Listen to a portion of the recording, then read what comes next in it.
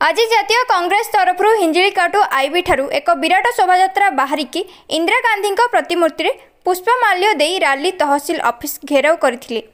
कांग्रेस वरिष्ठ नेता रजनीकांत पाढ़ी नेतृत्व में सुनाराम सावत और हजार हजार कर्मी को धरी ऑफिस घेराव करथिले।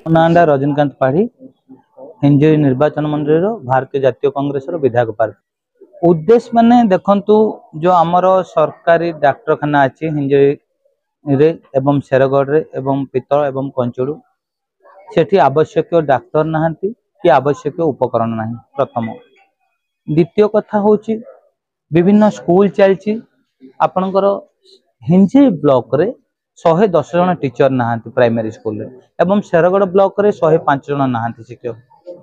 सेही भली गले आपनकर देखंतु जो शंकराई हॉस्पिटल को सरकार जगह दे परची किंतु निरीह गरीब लोक माने जो माने 100 वर्ष धरी घर करी अछंती सेमान को पट्टा खंडे दे पाउनी।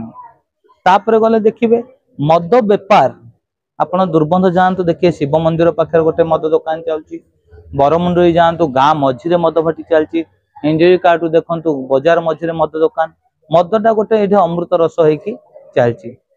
से भली देखिए पहाड़ फुटाइबा पई ड्रिलिंग करिकी पहाड़ फुटाइबा नियम किंतु बारूद बिक्री होची एठी प्रबल बारूद बिक्री होची जहा द्वारा बारूद द्वारा पहाड़ फुटवा द्वारा निकटस्थ ग्राम मान प्रभावित होती। तेणु ये समस्या बेनामी बाली चारण उपरे आमे एथिरे भी हमर दाबी पत्र लिखिचु एवं ए विषय कलेक्टर को जनइथिलु एवं डेप्यूटी डायरेक्टर माइंस को मध्ये जनइथिलु से माने इनक्वायरी करचंती आउ सुधानिधि चौधरी को पकईचंती 24 लाख टंका फाइन एवं कृपा सिंधु मुदुली को पकईचंती 1,21 lakh fine.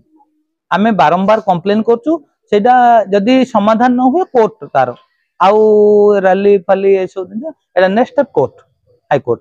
Shankar Kumar Nayak report news today.